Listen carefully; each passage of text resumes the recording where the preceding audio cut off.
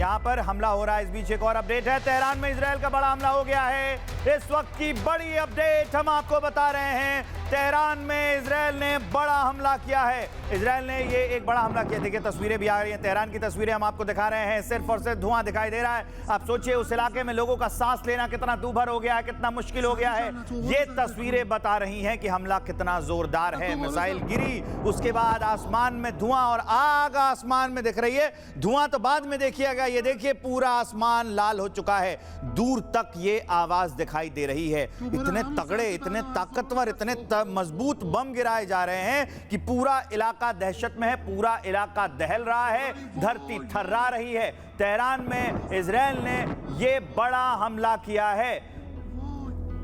Major Samarpal तूर, GD Bakshi और तमाम रक्षा विशेषज्ञ हमारे साथ हैं। सर सभी का स्वागत है। हमें ये बताइए, ये जो लगातार हमले हो रहे हैं, इजराइल अब लेबनान के हिजबुल्लाह के जो लड़ाके हैं उन पर भी हमला कर रहा है और अभी ये तेहरान पर हमला हुआ है। ये हमले अब क्या कहते हैं युद्ध के 2-3 दिनों के बीत जाने के बाद? GD Bakshi sir.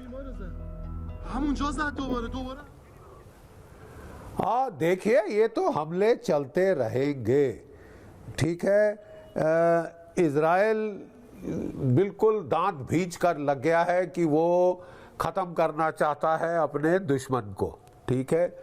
तो वो हमले तो चलते रहेंगे। प्रॉब्लम ये है कि जो डोनाल्ड ट्रंप साहब ने रिजीम चेंज का सोचा था, सस्ता टिकाऊ एक दिन की लड़ाई में हो जाएगा, ठीक है, और वेनेजुला जैसे मेरे कदम चूमने आ जाएंगे सारे ईरान के लीडर और लोग, वो तो हमें होता दिखाई नहीं दे रहा है। हमें एक लंबी लड़ाई खिंचती दिखाई दे रही है।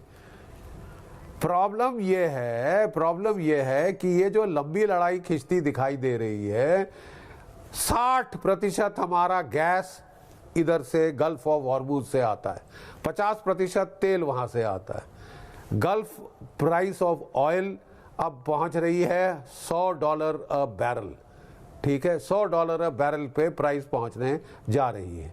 हमारी इकोनॉमी हिट हो रही है।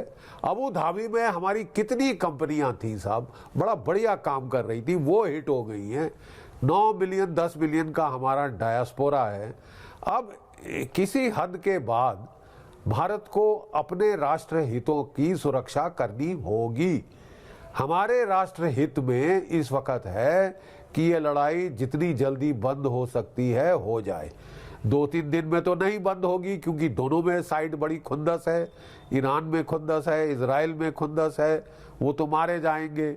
डोनाल्ड ट्रंप साहब ख्वाब देख रहे थे कि एक दिन में एक और फेदर मेरी कैप में, एक और वेनेजुला मैंने कर दिया, तो वो तो हुआ नहीं साहब। लेकिन अगर ये लड़ाई चलती रही तो मैं कह रहा हूं, we have to watch out for Indian interest. Indian interest क्या है कि डोनाल्ड ट्रंप साहब वाह वाह वाह, क्या मारे जाओ, सारी हवस पूरी कर लो अपनी, हैं, 1 महीना लड़ो, 2, 3, 4। अरे साहब, हमारा इकोनॉमिक नुकसान हो रहा है हर दिन। तो इस वक्त जहां तक भारत का देखा जाए, हमारे नेशनल इंटरेस्ट में है कि हम यहां जल्द से जल्द सीज फायर लाने में मदद करें। उसके लिए आपको, अगर आप यूक्रेन तो भाग के पहुंच गए थे सीज फायर कराने, यहां ज्यादा जरूरी है साहब, यहां ज्यादा जरूरी है। हमको अपने राष्ट्र हित देखने हैं और देशों के देखने हैं। हम डोनाल्ड ट्रंप साहब का फैन क्लब तो ज्वाइन करने नहीं वाले, ठीक है ना साहब। वो कभी वेनेजुला को मारना चाहते हैं, कभी ईरान को, कभी क्यूबा को, कभी ग्रीनलैंड को, कभी कुछ। तो उनका तो साहब कुछ अता पता नहीं है। और हमारी भी कुछ जिम्मेवारियां बनती हैं as president of Brazil. Third world की वॉइस को हमने भी रिप्रेजेंट करना है। मेरा एक छोटा जो कुछ भी है, आपका Iran member of the BRICS है, थर्ड वर्ल्ड है जी।